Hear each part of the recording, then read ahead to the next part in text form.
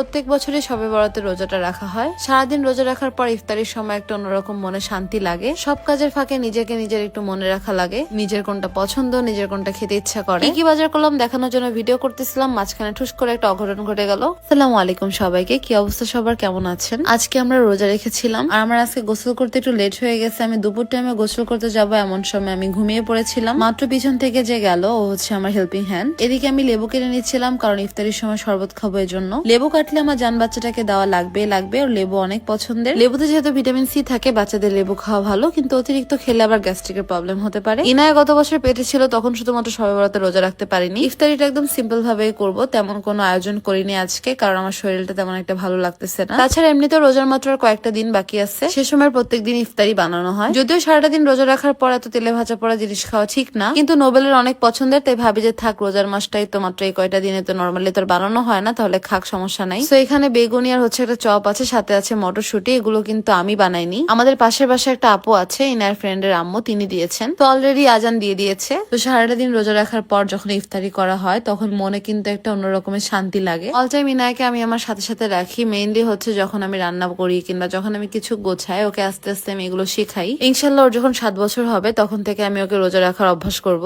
এবার যা হওয়ার হবে, আমার আবার আগের মতো স্লিম হতে হবে, আমি একটা নিয়ত করছি, যে জন্য প্রত্যেকদিন আগে ঘুম থেকে উঠে আগেই হচ্ছে আমি স্লিমিং টিটা ভিজায় রাখি। জিয়ালাইজের ম্যাজিক্যালের স্লিমিং পাউডারটা কিন্তু একদম অর্গানিক একটি প্রোডাক্ট। প্রথমে 1 গ্লাসের হাফ গ্লাস পানি দিলাম, এরপর একটা আমি স্লিমিং পাউডার দিয়ে ভালোভাবে গোলানোর পর আমি পরিমাণ মতো আবার একটু পানি অ্যাড করে নিয়েছি। এরপর আমি 4 ঘন্টার জন্য রেস্টে দিলাম, 4 ঘন্টা ভালোভাবে ভিজে যাবে। 4 ঘন্টা পর আমি চলে এলাম খাওয়ার জন্য। তো খাওয়ার আগে আরেকবার চামিচ দিয়ে ভালোভাবে গোলায় নিতে হবে। নিয়মিত একটা না 2 বেলা করে 1 মাস খেলে ওজন কমে যাবে 4 থেকে 5 কেজি। তো দেরি না করে এখন আপনারা তাড়াতাড়ি অর্ডার করে ফেলুন ফেসবুক পেজ জিয়ালাইচোতে।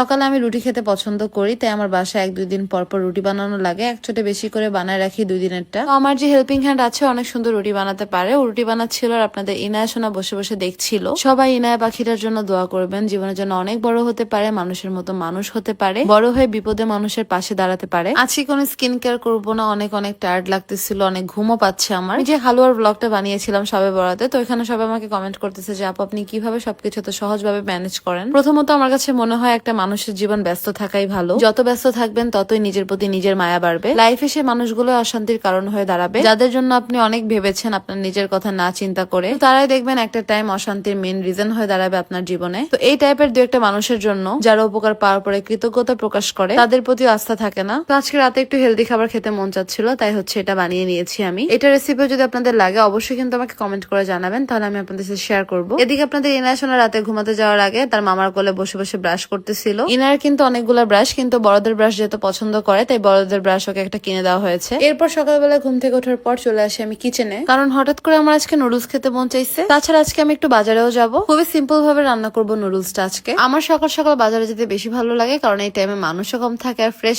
জিনিসপত্র পাওয়া যায়। আমি এভাবে ডিম পোচ খেতে খুবই পছন্দ করি। তো এই যে এদিকে নুডলস রেডি। তারপর বাজারে এসে বাজার শেষ করার পর চলে যাচ্ছি বাসায়। এদিকে আমার এমনিতেই ঠান্ডা লাগছে, তার ভিতরে আবার খাচ্ছি আইসক্রিম। বাজার করে আসার পর সবকিছু আমি ঠিকঠাক জায়গা মতো এখন রাখবো। তো এখানে 3 কেজি মাংস ছিল, তো আমি হচ্ছে মাংস নিয়ে গবেষণা করতে করতে আমার ক্যামেরাটা পড়ে গেল ঠুস করে। এই ছিল আমার আজকের মতো ছোট্ট একটি ভিডিওটি ভালো লাগলো অবশ্যই কিন্তু পেজটাকে ফলো করে ফেলবেন, সবগুলো ভিডিওতে লাইক কমেন্ট শেয়ার করে ফেলবেন। আবার দেখা হবে আগামী ব্লগে। আল্লাহ হাফেজ সবাইকে।